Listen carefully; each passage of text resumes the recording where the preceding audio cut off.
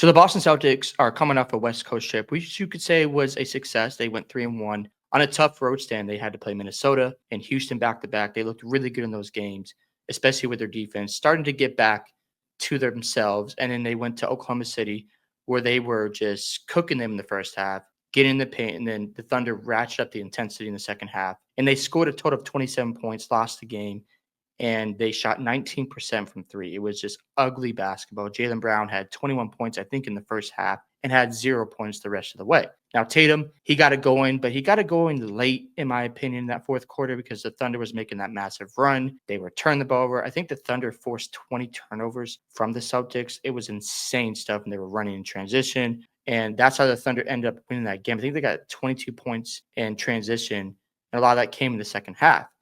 And the game against Denver, they looked better. They bounced back in a nice way. Obviously, Jokic didn't play in that game. But there's a couple of things I was encouraged by. We'll talk about the concerns with this team in a moment. But the first thing is offensive rebound. I like the fact they were crashing the glass, that Kada, Porzingis, even Cornette and Horford and other guys were crashing the glass when they were missing shots or missing 3-point shots. That kept the possession alive. Another thing I liked is they were trying to play more inside out. They got away from that in the second half against the Thunder. Credit to OKC because they were being more physical and pushing him more away from the basket. When Lou Dort got on Jaylen Brown, man, he just locked him up.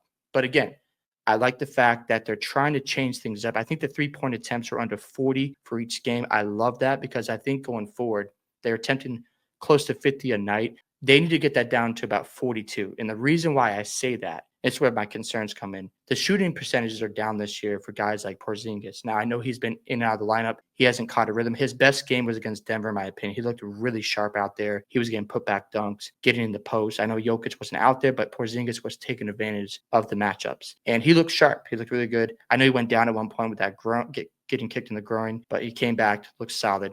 And then on top of that, Tatum looked pretty good.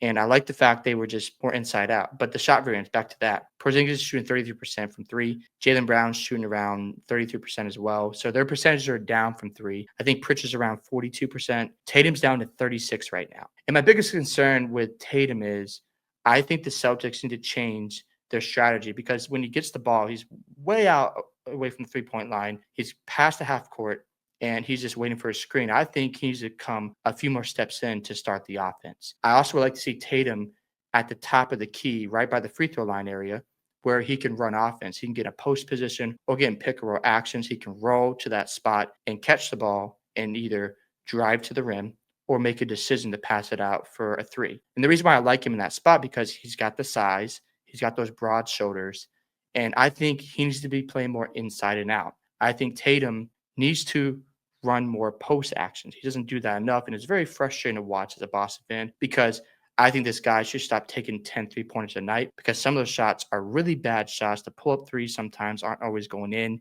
And when you're shooting like 1 of 7, you've got like 6 points in the second quarter. At that point, you got to realize, you know what, my shot's not going in tonight. Let me get to the rim more often. And I think he just settles a little too much sometimes. I would like to see Tatum at the beginning of the game go aggressive to the hole, get some assists. That way, get in rhythm and get to the lane. When he's driving at the beginning of the game, he looks more settled and more settled with his jump shot. Now, I'm not saying he's not shooting bad this year. He's still shooting about 36%.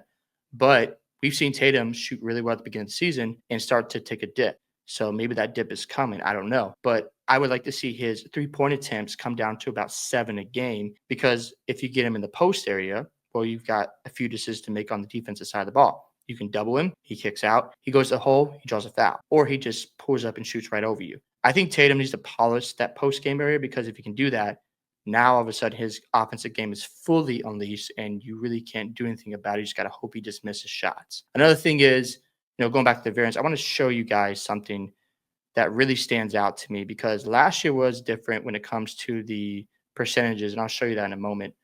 But as you can see here, when it comes to the percentages, you see Tatum's at 36%. Jaylen Brown's percentages are down. I think Porzingis will shoot better because he'll be healthier. Hopefully he stays healthy. I think that's been the main contributor to why his percentages are down. Derek White's been fine. Pritchard's fine. Holiday is down, but he has been picking it up as of late. So I think his percentages will start to pick up. And they might be just going through a lull right now with the shooting percentages because, again, when you're taking almost 50 3 pointers a game. They're at 52, I think, at one point. Your legs might get tired, and they've been having a difficult stretch. They've been going through some rough games, and they're playing better basketball now. But let's just compare last season, and I'll show you what I mean. Now, I know that Porzingis again was out at the early parts of the season. He was more healthier last year, but look at these percentages. And as you can see, Jalen Brown, 35% from the floor. Porzingis, 37.5. I think, again, his percentage will probably go back up because if he can stay healthy, get him more rhythm, we'll see that change for him. And Drew Holiday, that's a big drop off. 43% last year. He's now down to 34%. 38.8% overall. Now, I know they shot worse in the playoffs, but again, you can see here, you compare that to this season, and also the attempts. Notice they're at 42.5 last year. That's the biggest number to me. I think if the Celtics can go back down to this number, they'll see the percentages go up because now they're not as tired and you get more to the post area and you're not settling for that 3 point shot 24/7. So, do I still think the Celtics are title contenders? Should they be considered the favorites? Absolutely. I know they've had a tough stretch, with some games. Maybe they lost to the Sixers on Christmas. They lost to the Pacers, and just some weird things happened. Obviously, Holiday was in the lineup. Porzingis was out. So you're going to go through some moments like that. And we'll see if the Cavs eventually go through a slump. They're shooting the lights out of the basketball. Also, their offense is just a well-oiled machine. Like the screen and roll actions, the short roll actions with Allen and Mobley are just hard to stop. Garland's better. We talked about his floaters have improved this year. His pull-up jump shots are better. Cleveland is the real deal. And they play 10 guys a night. So they're fresh. They know how to play basketball. And they're unselfish. So if I'm Boston, now looking at their upcoming schedule, they've got the Kings tomorrow. Now, the Kings are playing really good basketball right now. Ever since they moved on from Mike Brown out, I don't like that decision, but Doug Christie has stepped in. The Kings are on, I think, a 5-game win streak. They're looking really good, finally picking up their play and playing up to potential. I thought Sacramento would be at least a top six team of the Western Conference. Still got time to go to reach their potential, but that's going to be a tough game. You got the Pelicans. That could be a trap game, but Zion might be back. So I think if I'm Boston, I look at these games and go, okay, we got Sacramento, New Orleans, and Toronto, Orlando, Atlanta, Golden State. Before you even get back on the road, I think you got to win at least 4, 5. I mean, in my opinion, all 5 of these games just to get back in rhythm. And then you go on this West Coast road trip. You got to go to Golden State, both LA games back to back, and in Dallas. Dallas is going to probably not have Luka by then. I think Kyrie's also going to be out as well. So, but it could be a trap game. We just saw the Dallas Mavericks beat the Lakers the other night, and they just boom off the court. So, again, if I'm Boston right now, I'm not overly concerned. But the way Cleveland's playing basketball, they need to get sharp. They need to start ramping things up. And in my opinion, I think they need to bring the 3-point attempts down to about the 42 range. That's a sweet spot. The past 2 games, I think they've been at 35, 36. I'm very encouraged by that. I hope they continue down that direction just to save their legs and also the shot diet. Because if I'm living and dying by the 3 all the time, I'm not saying I know Super say it's boring. I understand that sometimes, but they move the ball. They play really good basketball. They move it around and they're sharp. But again, their starting 5 has not been fully healthy this year. That's another problem that's been going on. Holiday, he's been in and out of the lineup. Jalen Brown has missed some games. Tatum's also has some rest. Of course, Porzingis has been the biggest factor. He hasn't been healthy this season so far. So a lot of guys have been in and out. So the chemistry has probably been off. So that's probably not sharp right now. But to be 27-10, despite all that adversity going on, is a good sign.